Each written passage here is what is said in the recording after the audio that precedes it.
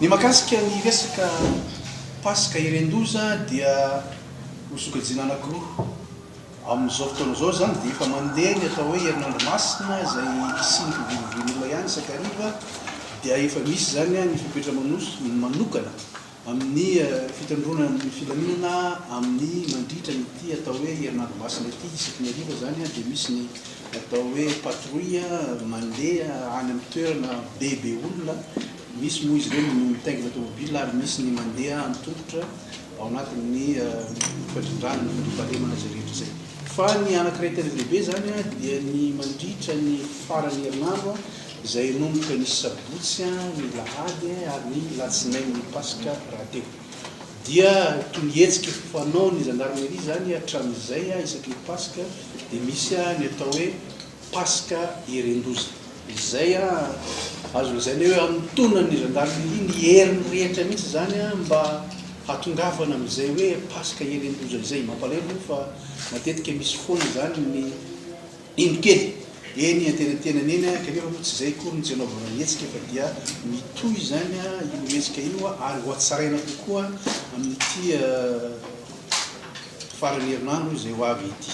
Tokony hisy ny fahafatesana, tsy tokony hisy ny ratra ao anatin'izany fotoana ankalazana ny pasika izany.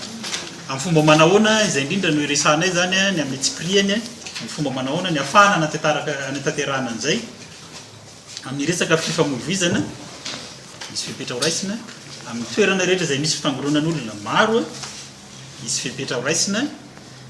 Amin'ny makasika andreo zany dia ny resaka fifamoivoizana aloha misy fanasaziana tsy azo atao ny mandefitra amin'ny resaka afaikanam-padeha ny excès de vitesse.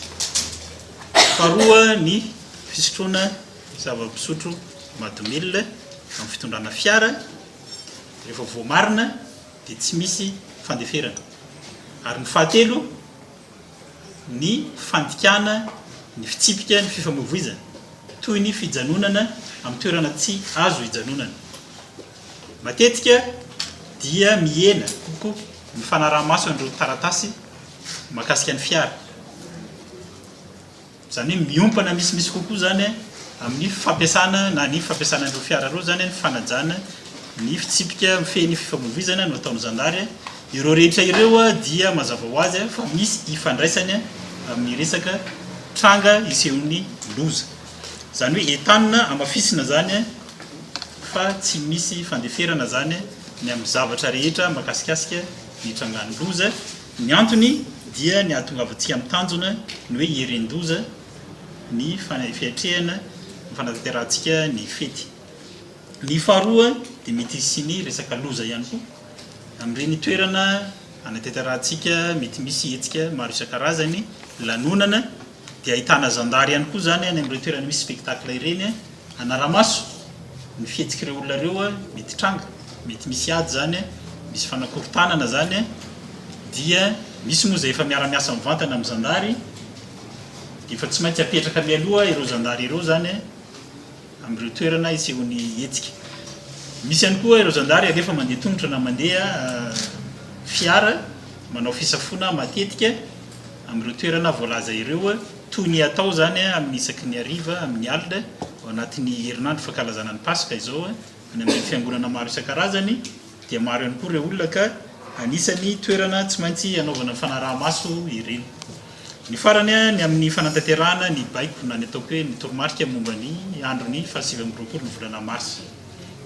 Manamafy zay zany fa ny fepetra rehetra zay ho raisina amin'ny androny 27 ny volana mars dia ahafahana miatrika zany andro fahatsiarovana ny ireo namony ainy ireo mba samy hiatrika an'izany ampatonina ny tsirairay ary ampilaminana tsy misy fanelingelenana amin'ny fiainana andavanandro ny olona toy ny fampiasana ny lalana izany.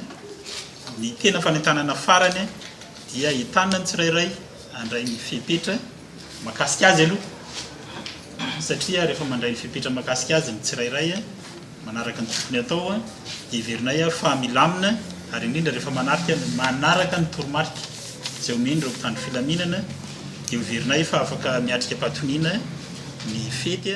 Tena isy ny fepetra entitra tokoa ho raisina ho an'ireo izay minia manao fanahiniana hoe efa sady misotro a dia nefa mbola te hiezaka mily fiara ihany fa zay moa no tena aretina amintsika malagasy ity matetika rehefa mahazo azo misotro a zay vo tsy manaiky mihitsy a raha tsy hamily fiarakodia tena mahagaga dia isy ny fepetra entitra zany a zay mety hanomboka amin'ny fanagejana le olona mihitsy a tsy tonga ntsony am'le fiara ary a ny fisotonana mihitsy aza ny fahazoandalana mitondra fiarakodia raha ohatra ka ilainy zany